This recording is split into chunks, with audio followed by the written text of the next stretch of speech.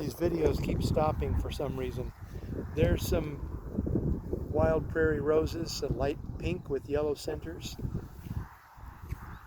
Some more of the sumac that the Japanese beetles are taking care of. Looks like they're getting after it, unfortunately. There's some of the white sage. You see the silvery white? That's our native Kansas white sage. All right. There may be some repetition here because this video keeps stopping, and I hope I'm not making you dizzy when I turn around. There's some thistle right there. Useful properties. There's a whole bunch of little baby yarrow plants and some more types of sage there. Here's the one that's called Indian paintbrush. I hope that that is showing up there.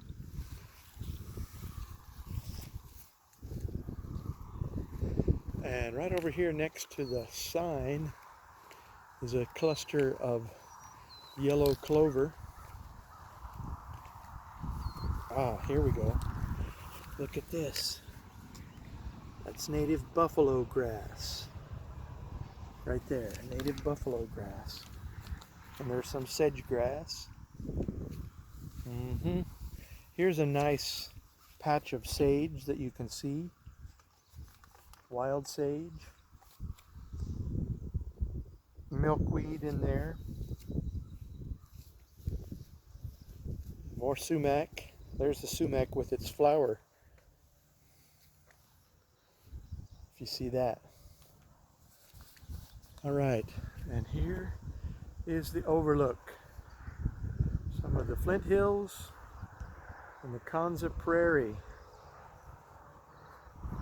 Part of the Kansas River Valley.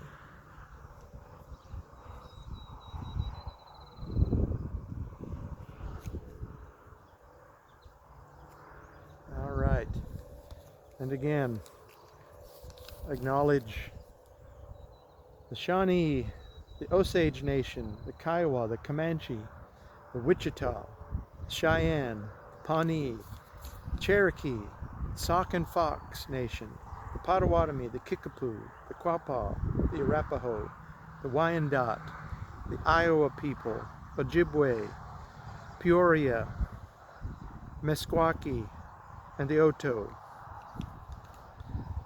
All of them used to spend part of their time here hunting, camping, living, sometimes fighting. Now, away to the south there, about probably 50 miles from where I'm standing, is the city that is called Council Grove, Kansas. Council Grove, Kansas. It is named for the council oak under which a council of U.S. commissioners and the leaders of the Great and the Little Osage negotiated a treaty in 1825. So the name Council Grove, because there was a hardwood forest there, and that's why it was appealing for settlement. And then they had that council with the Osage chiefs. All right, now not knowing if some of that other got on there earlier, I wanted to look at this one again. See the yellow flower? That's what's called the Indian paintbrush. Right there. Called that because there's a sap that comes out and it can be used for a dye if you break off that stem, which I'm not going to do. I'm not going to pick anything here because this is part of the Prairie Preserve and I don't want to do that. Oh, and look at here. Look what we have here. Wild currants. See the berries?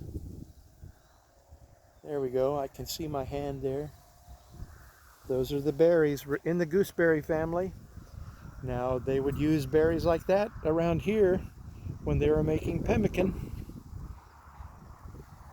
along with the dried meats. All right, some of the native grasses. One more pass and then I'm gonna be wrapping this up here. Just looking back toward where I started my walk, and there's the highway.